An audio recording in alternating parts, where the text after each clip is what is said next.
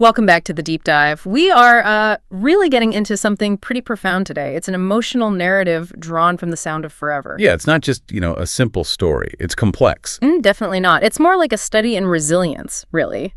A look at how these completely shattered lives somehow find connection and identity and, well, healing, often in the most unexpected ways. It's a really compelling set of sources, I think. We're going deep into these two parallel journeys, right? Two central figures whose lives are just fundamentally altered by catastrophe. Right. So you've got Keane. He's this legendary rock star, wakes up after 5 years in a coma, no memory of his past life, this chaotic, addictive past. He basically has to rebuild himself from scratch. And then totally different end of the spectrum, you have Juliana. She spent years meticulously building this life of calm, intentional peace after leaving the whole corporate grind. Right, the rat race. Exactly. And then boom, her sanctuary is just, obliterated. She's suddenly thrust into reluctant guardianship as trauma crashing headfirst into tranquility. And that's what we want to unpack today. These paths, they intersect in this secluded, almost isolated town, Luna Harbor. We really need to look at how Keane confronts the wreckage of his old self. And how Juliana deals with this overwhelming responsibility she never asked for. Yeah, and how by facing their past failures, their grief, they somehow manage to forge this completely new, unconventional idea of family.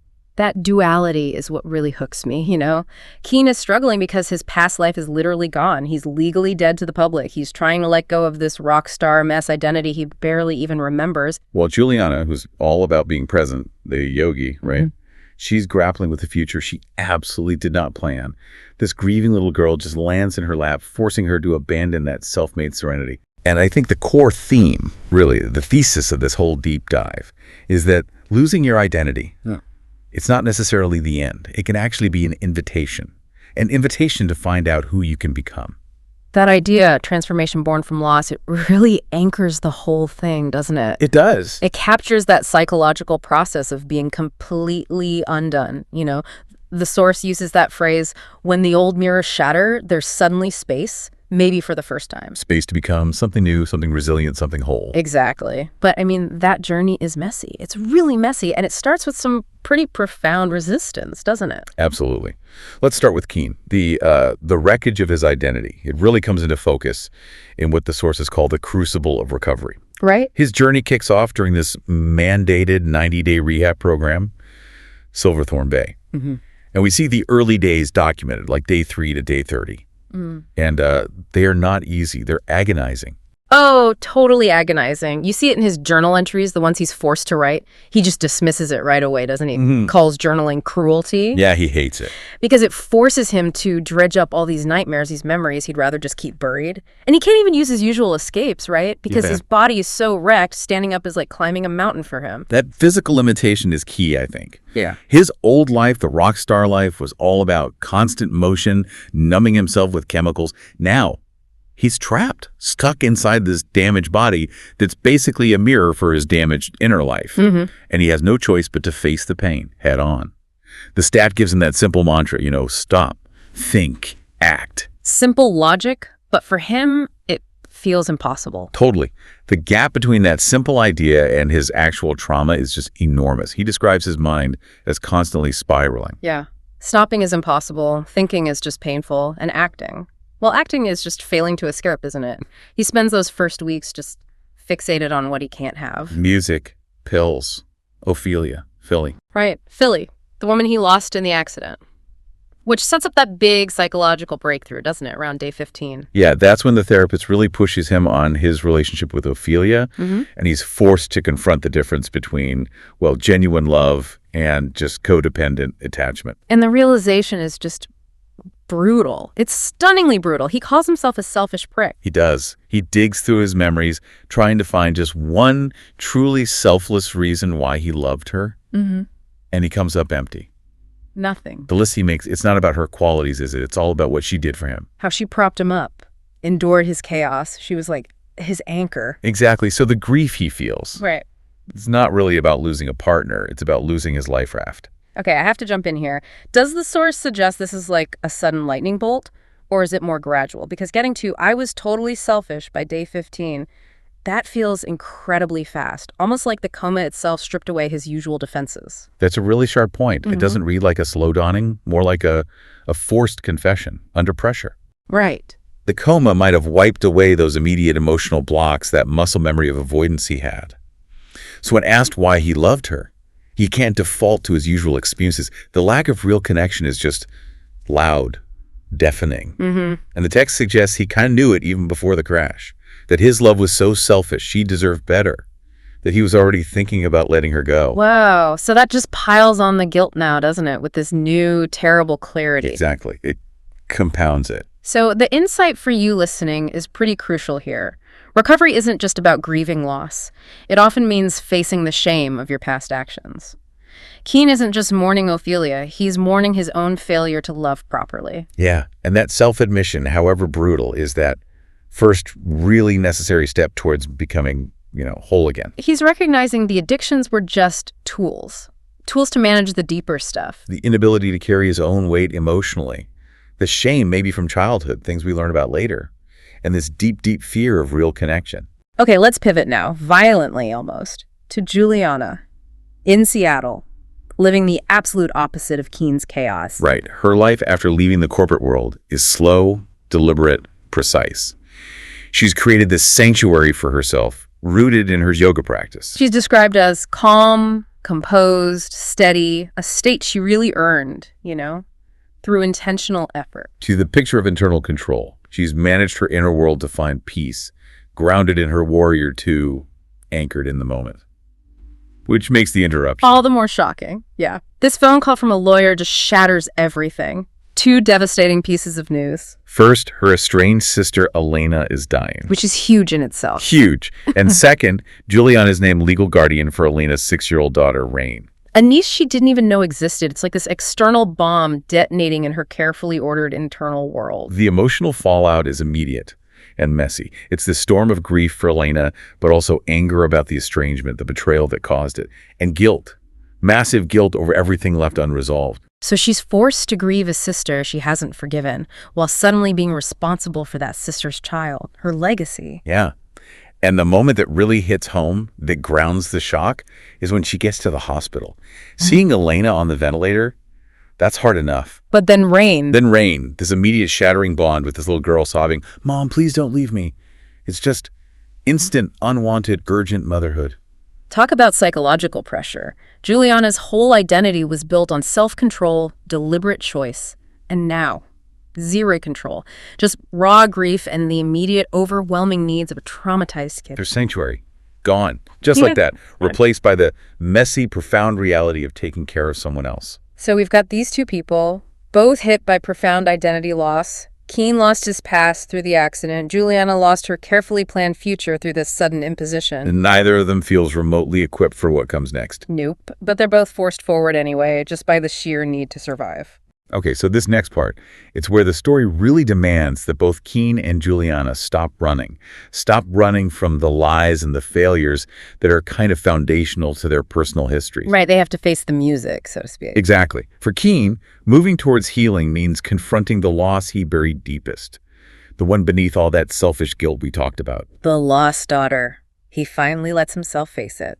Losing the baby Ophelia was carrying during the crash. A child who should be 6 years old at this point in the narrative. We talked about his guilt towards Ophelia, how selfish he felt, but this is different. It's compounded by admitting he wasn't even sure he wanted the child initially. Oof, yeah. The shame of that ambivalence. It's almost heavier than the grief of the loss itself, isn't it? It seems like it. He feels he failed the child before she was even born. Failed Ophelia by not being strong enough for that future she represented. Losing both his love and the chance to be a father in one self-inflicted catastrophe. But what's really transformative, I think, is how he chooses to mourn this time. It shifts. He moves from this sort of vague, crushing guilt to something more specific, intentional grief. He finds healing not by pushing it away, but by actually loving the potential life that was lost, focusing on the detail. The details, like what? Like imagining her as a 6-year-old, first grade, carrying a big backpack, what her favorite color might have been, the specific words she might miss in her favorite song. Wow. So he's creating her in his mind, giving her substance. Exactly. It's this active, almost retrospective parenting through memory, acknowledging her existence, feeling a truly selfless sorrow this time, which is completely different from the self-focused grief he felt about Ophelia. So he's learning to grieve what he lost the chance to give, not just what he lost the chance to get. Precisely. And that shift, that genuine emotional work, it validates his next step. He needs a place to continue this, right? Away from judgment. Which leads him to Luna Harbor. Yeah. He agrees to go there for intensive physical and occupational therapy. And he specifically seeks out Zeke Hutchins. His old bandmate. The bassist. Yeah, former bandmate, but also someone who understands addiction and recovery. He needs Zeke as a sponsor because Seattle... That's a graveyard for him, filled with ghosts. Ghosts and judgment. People who mourned him moved on. Now what? He feels like he needs to just disappear, become anonymous while he rebuilds his body piece by painful piece. Luna Harbor offers that. Isolation, focus on the physical work, anonymity. It's the sanctuary he needs. Okay, so while Keen's dealing with this huge internal betrayal and loss, we swing back to Juliana. And her external world is getting rocked by a revelation that mirrors his loss of control, but it's rooted in her own family's lies. Right. She starts by reading that letter from Elena. It gives some context, Elena admits she was greedy, regrets not reconciling, but the full truth bomb doesn't drop until Juliana confronts her father. Her estranged father, Gustavo Valencia. Yep. And Juliana's been carrying this burning anger for 8 years, hasn't she? 8 years. Believing he destroyed their family by having an affair right after their mother died.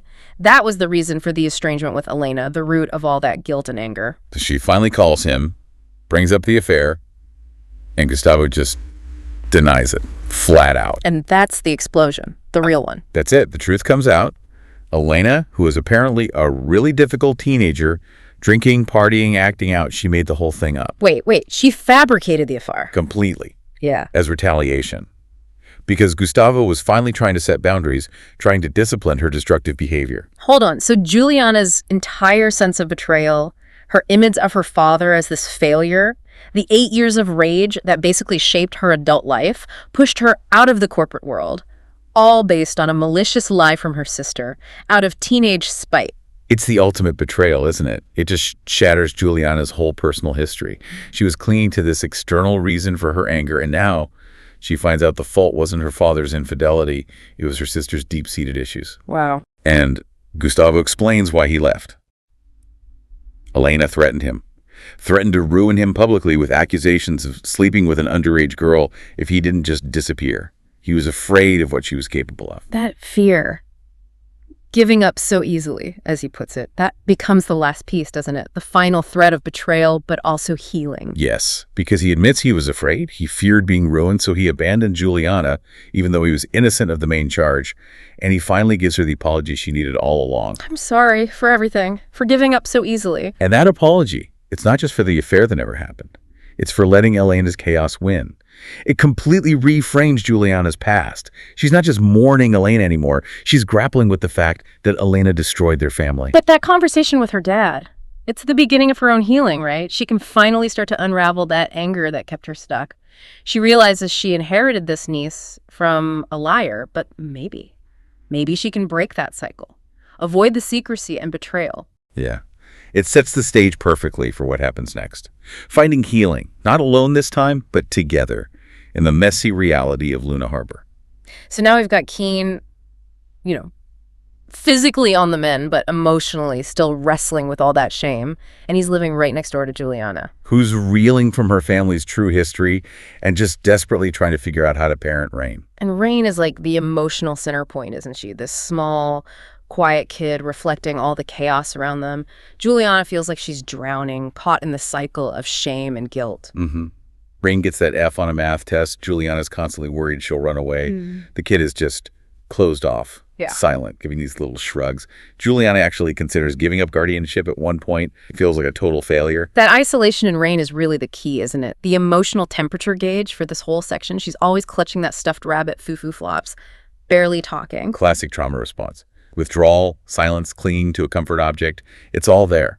And Keen, even though he's wrapped up in his own recovery, his own pain, he notices. He sees Juliana's restless energy, sees the quiet weight on this little girl next door. He's an expert in emotional isolation himself, right? So maybe her silence draws him in. Which leads to that first real connection between them. Rain just walks up to Keen while he's on his dog. Yeah. Simple confirmation. She lives next door. And when Keen asks if her parents will worry, she just shakes her head. And then drops that line, that absolutely devastating whisper, "She's not my mom. She's no one." Oof. Yeah, it's like a punch, that one. It just shows how rootless Rain feels, grieving her mom, rejecting Juliana because Juliana represents this unwanted, chaotic change. And Keen, he doesn't try to fix it, does he? He doesn't offer platitudes. He just offers silence, companionship. He listens. He sees that huge burden in her eyes, recognizes it. It's interesting, isn't it? He doesn't seem to pity her immediately. It's more like recognition. He sees his own past isolation in her present, knows what it's like to carry too much too young, even if their traumas look totally different on the surface. And that shared understanding, that unspoken connection, it kind of moves into their more formal interactions too. Like when Keen goes to Juliana's yoga class. Right, the trauma-informed yoga class. Right. He's skeptical, right? Dealing with flashbacks from the crash, physical limits, even sensory stuff like the lavender scent being invasive. He's terrified of closing his eyes. Yeah, and this is where the story uses some, actual therapeutic insight to build trust between them. Juliana's approach is the opposite of a standard, power yoga class. Oh, so? She gets that the body holds trauma, the tightness, the hypervigilance, the fear of losing control, even over something as simple as closing your eyes.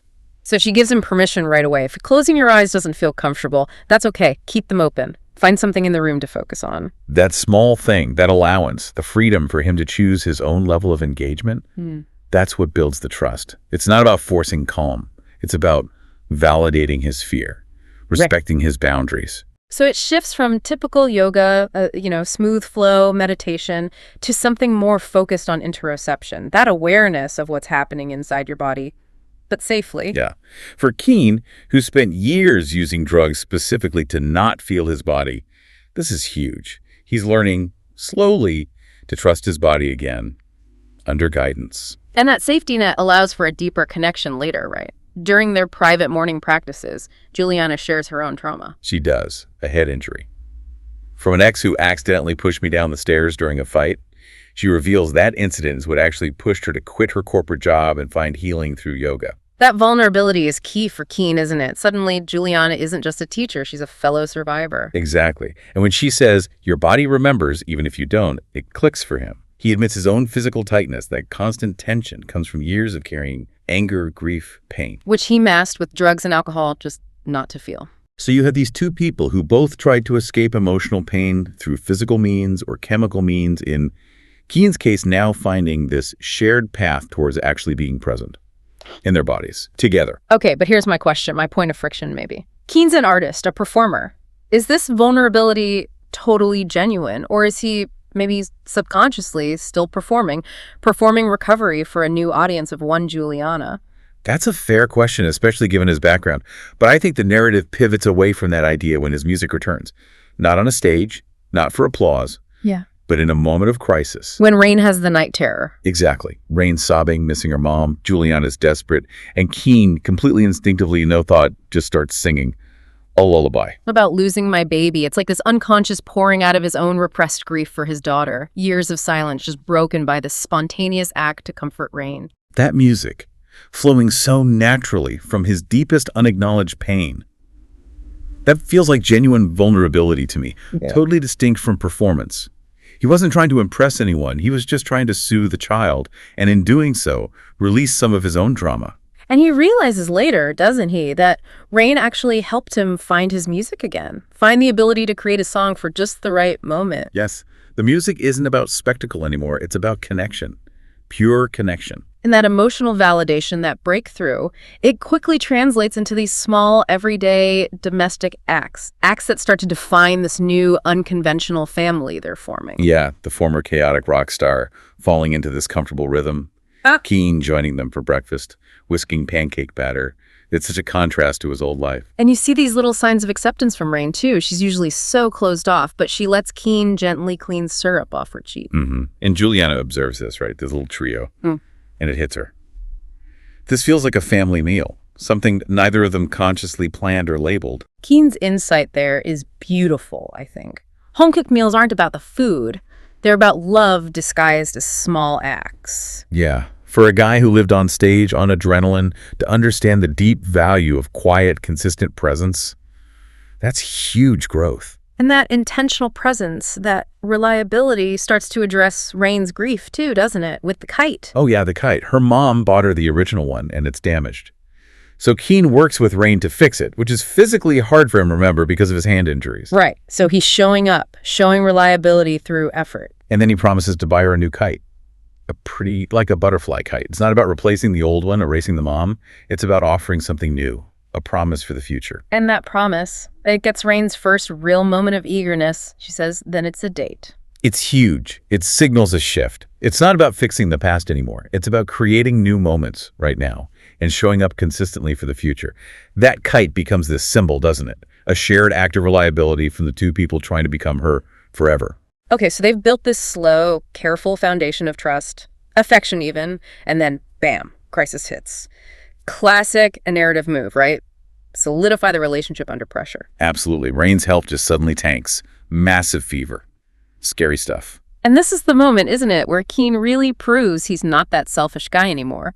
The one he feared he still was. It really is. Rain is seriously ill. The local doc says she needs to get to Seattle Memorial. Now, Juliana, understandably, is panicking, ready to risk the 2-hour drive, just focused on speed. But Keen steps in.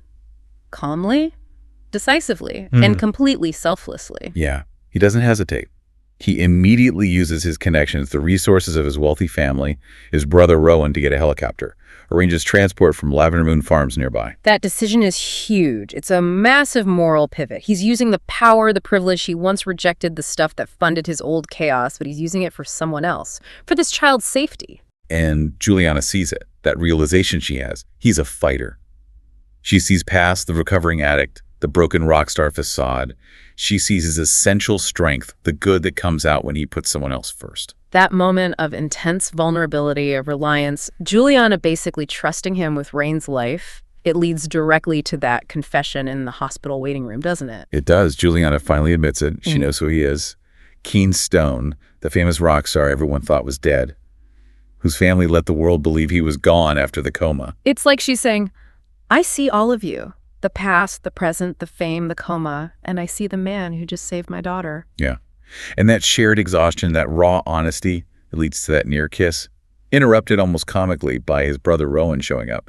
But the tension, it's definitely hit a critical point. Which leads pretty quickly to the second kiss, chapter 51. And this one happens under the shadow of the custody threat looming. Right. Juliana's overwhelmed, crying over her mom's old letters, feeling the weight of possibly losing Rain now. And Keen comforts her, assures her, you're not alone. I'm here for as long as you'll have me. I'm here. Those words, they're the antidote to all the abandonment, all the betrayal they've both experienced, aren't they? Absolutely. For Keen, the guy who always ran from responsibility, it's a massive commitment. For Juliana, who grew up thinking her dad gave up easily, it's the promise of presence she always needed. And the kiss that follows, the text describes it not just as passion, but as a confession, a collision of everything we've been building toward. Rooted in that shared trauma, that intentional vulnerability they've built. And Keen follows it right up, verbally confirms it. I'm falling for you, Julie. I'm falling for you. Hard. This isn't the old codependent attachment he had with Ophelia. This feels chosen, clear, adult, born from mutual healing. But reality crashes back in almost immediately, right? The custody battle. Hank Nichols shows up, the alleged paternal uncle, demanding custody. She's family and you're not. Claiming Elena stole Rain away from her father's family, Steve Nichols' family. The stakes just skyrocket for Juliana. She's terrified of losing Rain, especially now that she's bonded with her, realized her own capacity to be a mother. And then Rowan digs up the likely motive. Steve Nichols, the supposed father, opened a big trust fund for his unborn child with Elena. Bingo. Paternity's never actually confirmed in the story. Elena kept that secret, never named a father. But Hank's actions scream money. It smells like that trust fund. It's like Elena's greed and secrecy reaching out from the past one last time. Threatening to destroy the family Juliana's trying to build. But the resolution here is interesting. It's clever. It avoids the big, ugly courtroom drama you might expect. How so? Juliana, showing how much she's grown, actually meets with Ann Nichols, Steve's sister. And Ann offers a different perspective. Ann confirms, yeah, Steve and Elena wanted a child, but they weren't really a couple.